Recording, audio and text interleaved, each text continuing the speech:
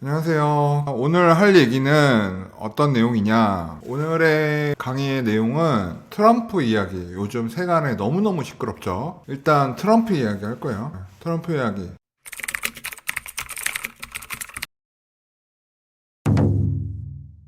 자, 중간 정리 한번 했고 4월 2일 이제 상호관세 나왔죠. 우리나라 지금 20 이렇게 얘기를 하고 있는데 아마 이 영상이 여러분에게 전달될 쯤에는 아마 우리나라 협상이 아마 시작되고 있을 거예요. 그래서 우리나라 협상 잘 할 수 있을 거라고 생각을 하고요. 미국이 우리나라 꼭 필요하기 때문에 그 부분은 이제 협상이 되는 결과 보고 또 따로 다음 달엔 제가 강의를 할 거니까 다음 달 강의 때 또 제가 명확히 설명을 또 드리도록 하겠습니다. 자, 그래서 지금 진행되는 과정을 보면 우리가 인지해야 될 건 우리 26% 큰일 났다 이렇게 생각하지 마세요. 왜? 베트남 46, 일본 24, 뭐 호주 같은 경우는 이제 무역 적자를 만드는 구조가 아니기 때문에 말레이시아도 24%.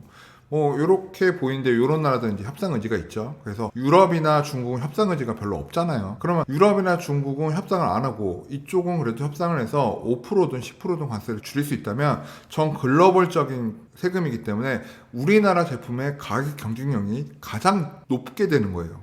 경쟁력이 높다는 건 가장 미국인들이 매수하기에는 저렴한 제품이 되는 거죠. 그래서 사고의 폭을 좀 넓혀야 돼요. 우리나라만 때리면 문제죠. 근데 전 세계 다 때리는데 우리나라 거기서 포지셔닝을 조금 낮게 가져갈 수 있다면 우리나라 제품의 경쟁력을 갖게 되는 거다. 이렇게 사고를 바꿔야 된다는 거예요. 그래서 이 부분들을 좀 생각을 하실 필요가 있다. 일단은 캐나다, 멕시코의 3개국이 먼저 유예가 되었죠. 제가 트럼프 당선 시절에 캐나다, 멕시코 먼저 때릴 거다 이런 얘기 했었잖아요. 결국에는 먼저 때렸고 지금 현재 가장 먼저 유예가 되었고 지금 현재 이런 유예가 되는 또 가장 큰 이유 중에 하나는 미국 내부의 여론이 굉장히 악화되고 있고 채권 시장이 혼란되고 있고 대상 국가하고 협상할 수 있는 시간 없이 막 탁 때렸잖아요. 그래서 트럼프는 이런 거예요. 협상을 하고 싶으니까 세게 때리고 이제 할 거야. 그럼 이제 그 나라가 난리가 날 거 아닙니까? 그리고 시간 줄게. 협상하면 가져와. 그래서 시간을 툭 던져주는 거죠. 처음부터 언제까지 협상해보자 이러면 걔네들이 서두르지 않을 거니까 먼저 한번 팡 때리고 원래 이런 스타일의 사람이기 때문에 그거를 인지를 하고 있던 사람들은 크게 놀랄 일은 아니었던 거죠. 자, 결과적으로는 일단 유럽 쪽은 협상하겠다라는 어떤 강력한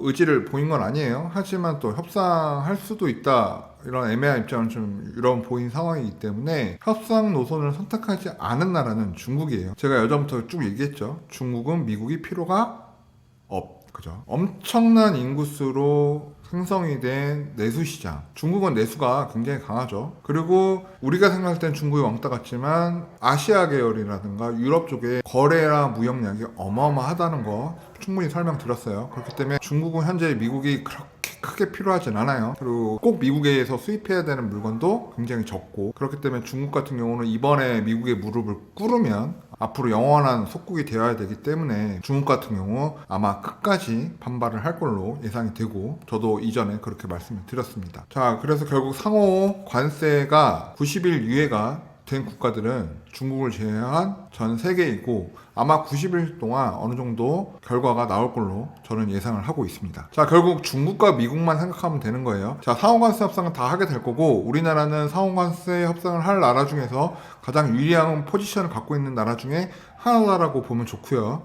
중국은 미국과 부닥치는 문제는 이게 6개월, 1년 혹은 2년 갈지는 모르겠어요. 근데 2년까지는 안 갈 것 같고 트럼프 1기 때를 유추해보면 한 6개월에서 1년 사이에 어느 정도 타진되지 않을까. 왜냐하면 미국도 잃을 게 많거든요. 그래서 굉장히 시끄러울 걸로 예상이 됐고 어찌됐든 중국이 관세 타격을 35%를 맞든 40%를 맞든 우리나라 입장에서 나쁘죠. 그 이유는 추후 내용에서 또 말씀을 드리고 결국 트럼프 1기 때 대비해서 현재 양국의 교육상은 굉장히 많이 줄어드는 상황이에요. 미국은 이제 캐나다, 멕시코가 메이저고 차이나는 7.5%밖에 되지 않습니다. 예전 1기 때 이미 중국에서 많은 포지션을 줄여놨고 서로 교육량이 굉장히 많이 줄어있는 상태이기 때문에 그렇기 때문에 아마 더 협상이 어렵지 않을까 이런 생각을 하고 있어요. 하지만 지금 미국 입장에서는 그렇다고 해서 교육량이 줄었다고 해서 중국과의 협상을 쉽게 풀어가고 싶진 않을 거예요. 왜냐면 2030년, 40년, 50년이 넘어가면 모든 경제학자들이나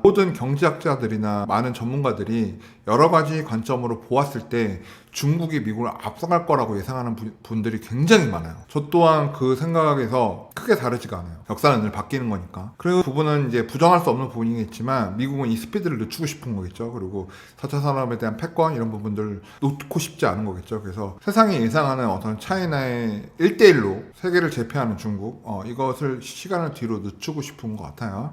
그래서 현재 흐름이라면 전문가들이 볼 때는 2030년이면 중국은 미국을 추월을 시작할 거라고 생각을 하고 있죠. 이 부분이 아마 트럼프가 계속 관세에 대한 부분을 지속적으로 이야기를 하고 시진핑도 이 부분을 알고 있죠.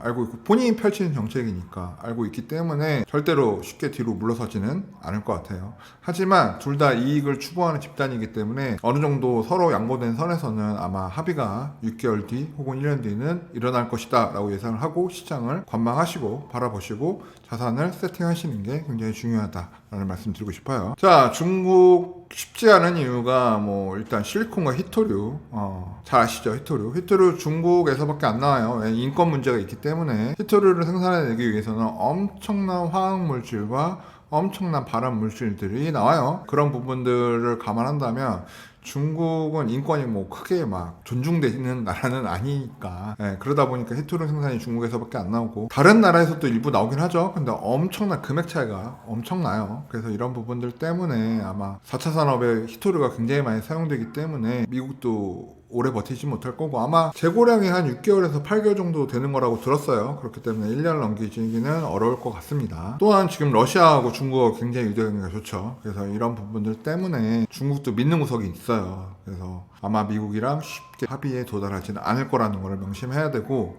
그럼 미국이랑 중국이랑 계속 싸우면 경제 계속 안 좋아지는 거 아닌가? 대한민국 입장은 달라요. 그 점 명확히 여러분들 꼭 생각을 하셔야 돼요.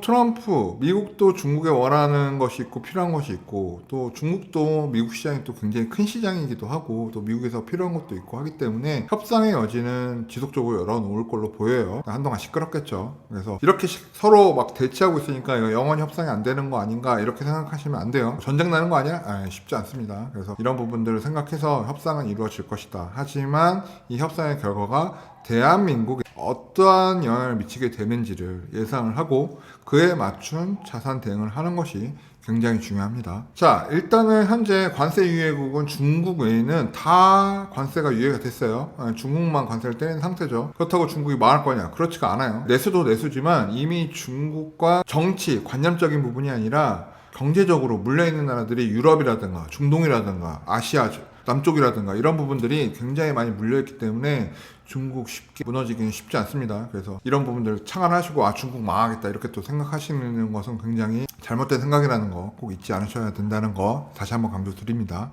자, 그러면 제가 늘 얘기하죠.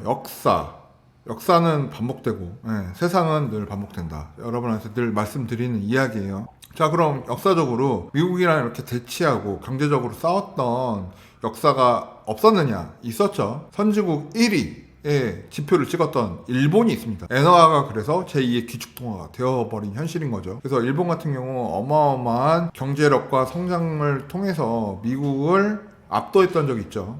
결국 뭐 주식에 대한 시가총액 미국보다 일본이 높았던 적이 있어요. 요즘 MZ분들은 상상도 못하겠죠. 그래서 결국엔 세계 50대 기업의 대부분 일본 기업이 차지를 하고 일본이 전 세계 땅을 사들인다라는 이야기가 있을 정도로 일본이 어마어마한 경제 지위를 갖추던 때가 있었습니다. 1980년대죠. 자, 이번 상황이랑 되게 비슷해요.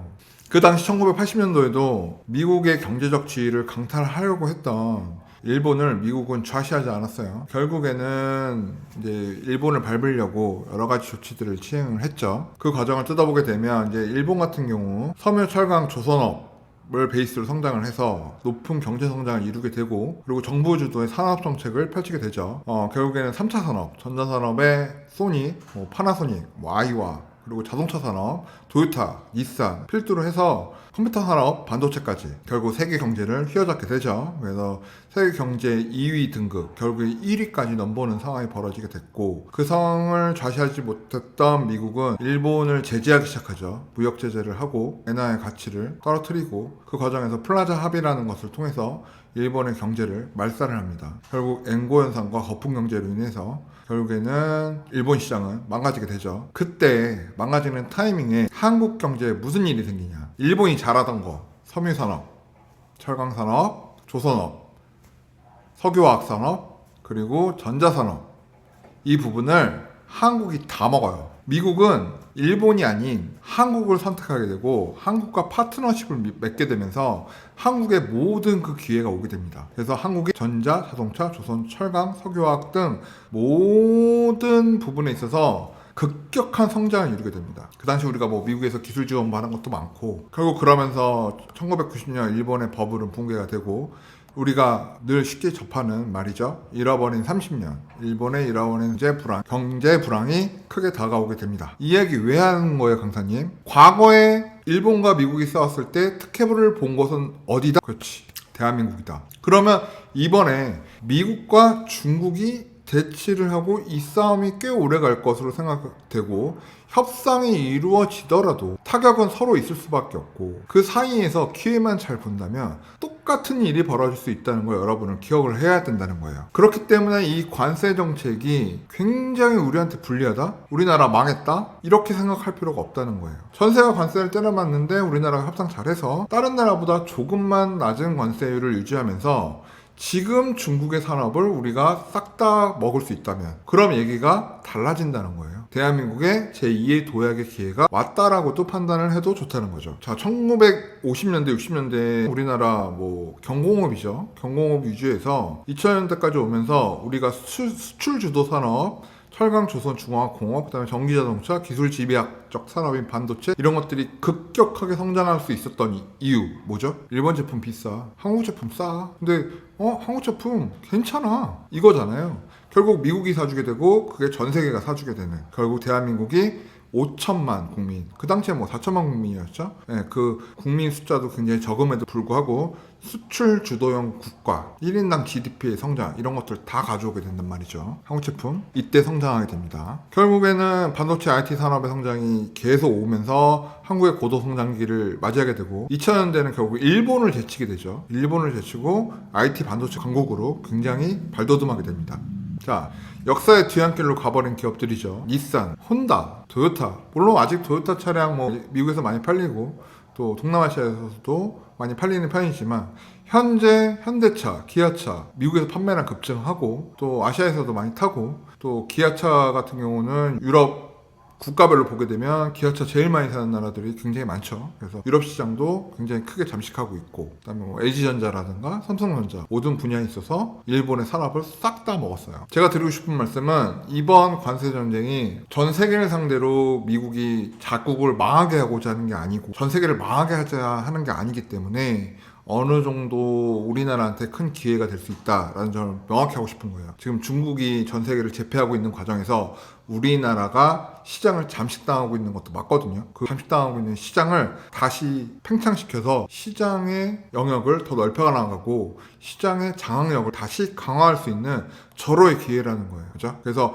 이것을 뭐 경기 침체 단초고 대한민국 망했고 이렇게 보는 게 아니라 이거 새로운 시작 아닌가? 라고 생각을 하는 아이디어를 가질 필요가 있다는 거예요. 상황에